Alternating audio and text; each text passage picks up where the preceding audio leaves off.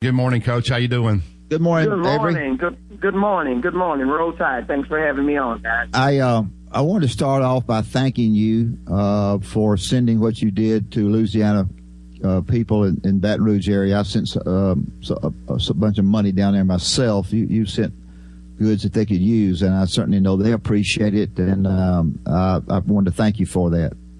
Well, thanks, Wimp. I wasn't, and it's funny, I was trying to just do something under the radar, wasn't trying to get any publicity, but, in talking to the folks, on campus, they thought if, I wouldn't make a public statement about it, that it could help, spark a conversation and encourage others to give. And after we sent that 18-wheeler down there, they had about 7 or 8 18-wheelers follow our lead. So it's devastating what happened to a lot of folks affected by that flood in an area where I went to school in Baton Rouge and all of the outer line areas. My mom was born in Dallas. My dad was born right outside of Baton Rouge. So a lot of family and friends. And of course, I went to school in Baton Rouge. So it really broke my heart. So we were able to step in and help some immediate needs. We will continue to be a part of the restoration efforts. I look at your basketball program, and I don't know a lot about your new kids, and I know you want to wait and see how they do, but I would say that you've got some quality depth. I think you've got more people to choose from if somebody on your squad is not playing well, and I think also what little I can find out, you've got a better shooting basketball team than you had last year. Outside of that, I know nothing. You can tell our listeners what you think. Yeah, this year's really our first year. This last year was basically survival, and we were able to, play significantly above our talent level, and we won some games that, coming into the season, we were just hoping and praying we could score a few points to be competitive. But, this year coming in, we don't have any superstars, okay? We're different from, our football team. We have a bunch of guys that are quality players, and we got a lot more depth, and we hope that we have strength in numbers. We had 3-4 guys we can count on last year. We're hoping that this year we have about 9 or 10 guys that we can count on, and we don't have a Rhett Novasahan this year that's going to go out and score 25 points. But we have, 5 or 6, 7 guys that we think can score in double figures. We're hoping to take some pressure off our defense.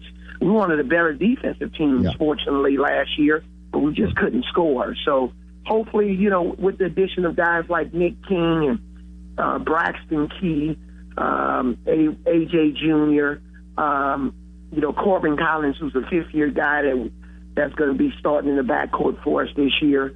Dejon Ingram is healthy. So hopefully we'll be able to shoot the ball. We have a junior college kid, Armand Davis. So hopefully with better three-point shooting, more space on the floor, better ball handling and decision-making, because we were a high turnover team last year because we weren't a very good ball handling team. Hopefully that'll have a direct impact on our offense where we'll be able to score some more points. Yeah, that's right. Barry. Avery, can you comment? I don't know if he's been accepted in the school. You guys, you got a balance. You got freshmen coming in. You got 5th-year guys. You got your son, Nick King, sitting out. Your latest addition, Bola, I won't even try to pronounce his last name, and I'm not sure if you can even comment about him yet. If you can, what kind of player do you see him coming in here for Alabama? Yeah, we can't comment on that one yet. Not part of our roster. Okay. Still have a ways to go there. But what I will say to your first comment, Barry, it's been very strategic on how we wanted to put this roster together this year. And, it's kind of started last year.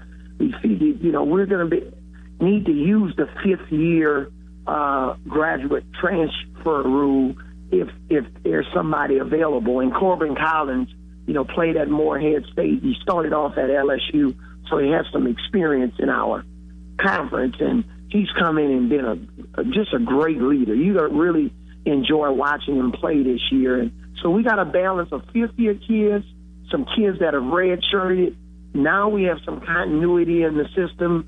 We have guys like Riley Norris and Jimmy Taylor and Dante Hall, guys like that have played for us last year and been a part of a team that was right there on the bubble of making it an NCAA tournament. So to understand that type of pressure, they've been there now. So hopefully that'll pay dividends for us this year.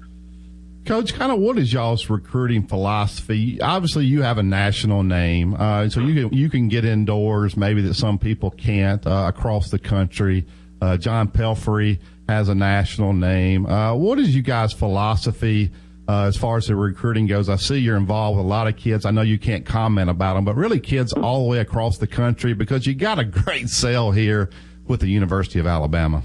Yeah, Barry, you're right. And I think the first thing is, and this is a John Pelfrey word, you got to take care of business in what he calls your footprint. So our footprint is Alabama. Our footprint is all of the connecting states, Mississippi, Tennessee, Georgia, Florida. There are kids in our footprint that are really terrific kids that are multi-skilled players. We're not looking for necessarily one-dimensional players. If you look at a lot of the kids we're involved with, whether it's wings or bigs, they're multiple position players.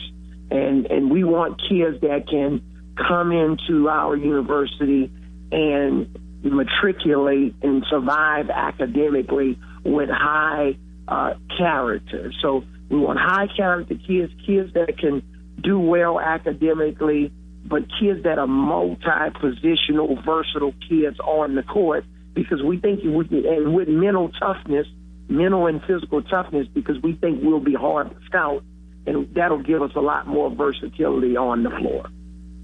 Well, you've done a great job, I think, coaching your team. I would be interested, just because I like coaches, for you to comment to our listeners a little bit about Popovich, about Pop and how he coached and how he handled his players.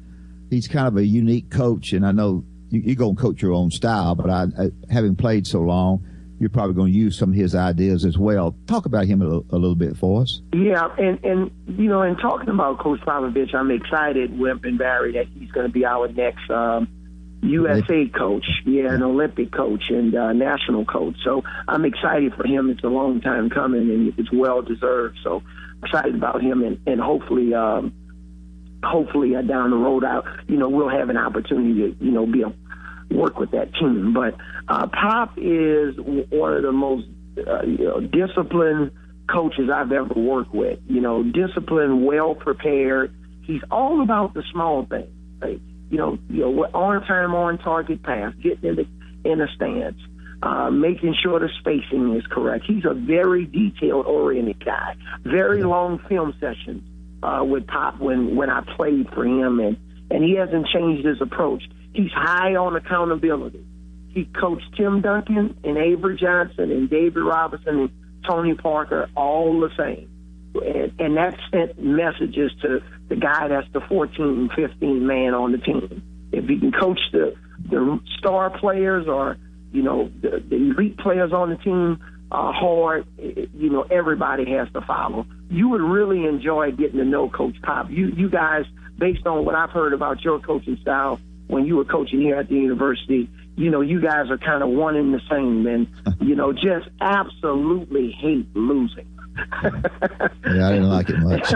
I mean, it's just, you wouldn't want to go into a Greg Popovich practice, even in the NBA. They say you can't practice in the NBA. We practice. And you didn't want to be a part of one of his practices when we lost. And what a heck of a career he's had. Hall of Fame career, coaching the same team for 17 or 18 years. But at the same time, Popovich will say, his plays worked a whole lot better because he had Tim Duncan.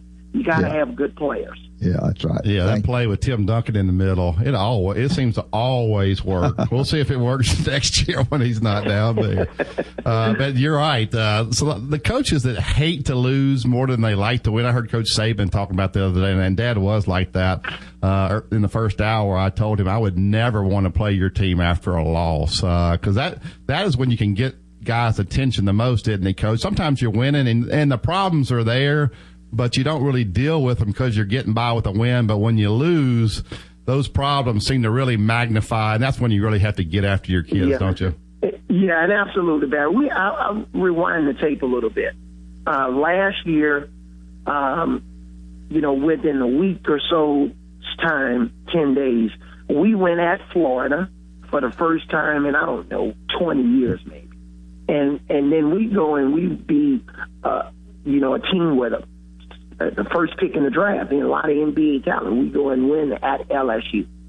We came back and we lost 2 critical games at home to Mississippi State and Arkansas. We never really recovered from that victory in LSU. So whether did we get fatigued, we ran out of gas, we didn't know how to handle a little prosperity, whatever it was, and then we ended up losing to 2 teams whose records weren't, as good as ours, and that affected our bid to the NCAA tournament, and that's one of the reasons why, I want our teams in the SEC to do well, so that if we're fortunate to beat them, that'll help us with the RPIs and all of our bids. Or if you end up losing to them, you won't have to take such a significant drop. But when you go and win a big game on the road, you really have to stay on your team, because if they can't handle prosperity, then they'll maybe drop some games that they should win. Well, I certainly want to thank you for the effort you've put out away from the court, because that's so important with Alabama basketball. I think you're a little bit, you're everywhere all the time, and I think that's great. I know you need to take some time off before you really get going with it, but I think the Alabama fans, and I wanted to bring this up, appreciate the efforts that you make in order to get Alabama basketball good, even though it's not Alabama, it's not basketball season. So I wanted to personally thank you for that. No, I appreciate that. And Webb, I love people. I love getting out, dealing with our students, our fans, alumni. I don't miss football games, road or home games, if I'm able to, based on my schedule. I'll be in Dallas cheering on our football team like everybody else, and I'll be in the locker room and on the field after the game, hopefully, after a win if we're fortunate. But I love going to the Red Elephant clubs and tip-off clubs. Those quarterback clubs, they take great care of us, and they support our program. This program needed to be re-energized, and coming from the NBA, I understand kind of the marketing side of it and the fan interaction part and the connection with the fans. Our students, we moved them to their own section in Coleman Coliseum, and the byproduct of that is, sellouts and increase in attendance. And hopefully this year, and Barry and I have talked about this before, hopefully this year when we announce a sellout, we actually have every seat occupied. Yeah. So that's something that we're working on. But, all of the time, I go to the frat houses and give speeches, and, I'm all over campus, and that's very strategic, but I'm enjoying myself. I'm really enjoying the college life and being a college coach. Well, great. Coach, when will they release the conference schedule? I know Barry's kind of waiting for that to come out. Do you have any idea when that's going to come out?